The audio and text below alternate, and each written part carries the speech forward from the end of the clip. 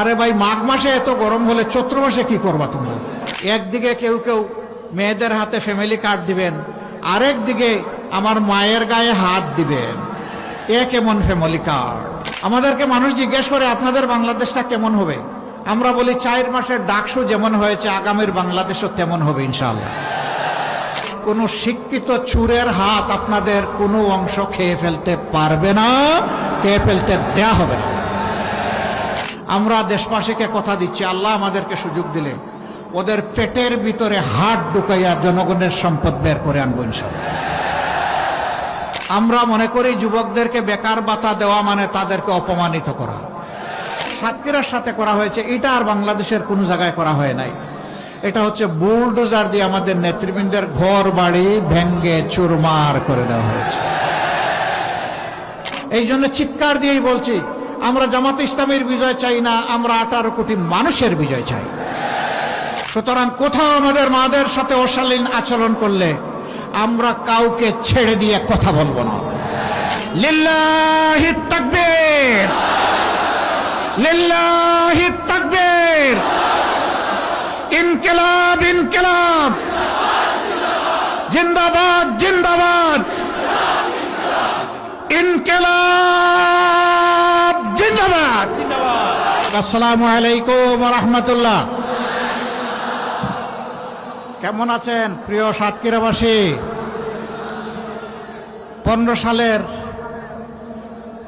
এক রোজার ঈদে, ঈদ উল ফিতর, এই সাতক্ষীরা এসেছিলাম।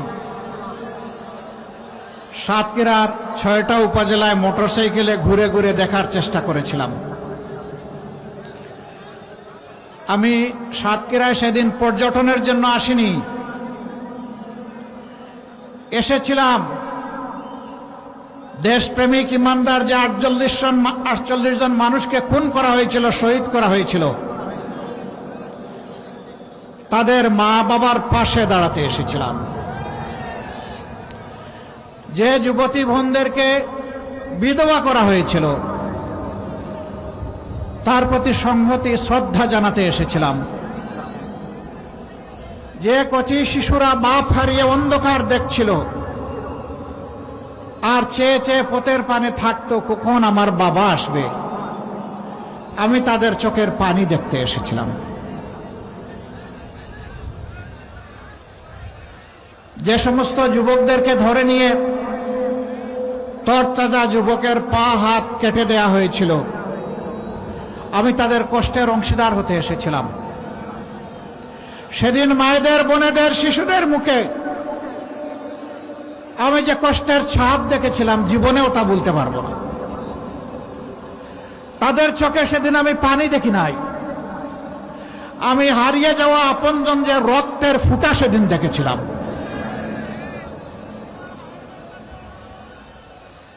তালার 2টি বাচ্চা, রুকিয়া এবং রুকায়া, ওরা দেয়ালে ছবি দেখে বলেছিল এটা আমার বাবার ছবি।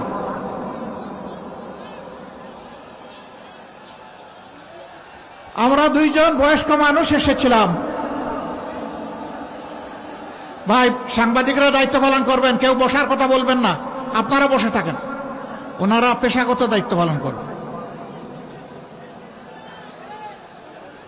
ওই বাচ্চাদেরকে জিজ্ঞেস করেছিলাম, আমরা 2 জন তোমাদের দাদা হলে কেমন হবে? বড় মেয়েটা একটু সময় নিয়ে বলল, বড় মানে কি? তখন তার বয়স মাত্র 6.5-7 বছর। একটু সময় নিয়ে বলল, না, 2 জন দাদা হতে পারবেন না। বললাম, কেন? আমরা দাদা হওয়ার মতো বয়সে আসেন। এই কথা আসছেন, তাই সমস্যা কি? তা আমার বয়োজ্যেষ্ঠ যিনি, তার দিকে আঙ্গুল নির্দেশ করে বলল, উনি হবেন দাদা আর আপনি হবেন আমার নানা। আল্লাহু আকবার। তার উইজডম, তার প্রজ্ঞা আমাকে সেদিন বিমোহিত করেছিল। আমি শুনলাম এই মেয়েটার বিয়ে হয়ে গেছে। আল্লাহ তাআলা তাকে দুনিয়ায়ও সুখী করুন, আখিরাতেও সুখী করুন। বিয়ে তো হলো ঠিকই, কিন্তু বিয়ের দিন মা বাবা 2 জনে তো বিদায় দেয় চোখের পানি দিয়ে গোলাপ ফুলটাকে, আদরের দুলালিকে। সেই আসরে নিশ্চয়ই সে তার বাবাকে খুঁজেছে, কিন্তু বাবাকে তো কেউ ফেরত দিতে পারবে না।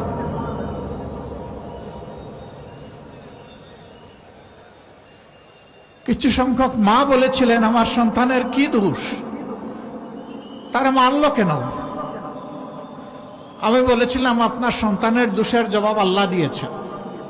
ওমা নাকামু মিনহুম ইল্লা আইয়ুমিনু বিল্লাহিল আজিজিল হামিদ। আপনার সন্তানের এর ছাড়া আর কোনো দোষ ছিল না। সে আল্লাহর উপর ঈমান এনেছিল এবং বলেছিল, দুনিয়ায় আল্লাহর কর্তৃত্ব ছাড়া কাউকে আমি কর্তৃত্বশালী মানি না। যেহেতু আল্লাহ তাআলা সমস্ত নিয়ামত দিয়ে আমাদেরকে অলংকৃত করেছেন, এই জন্য তার ছাড়া কারো প্রশংসা করি না।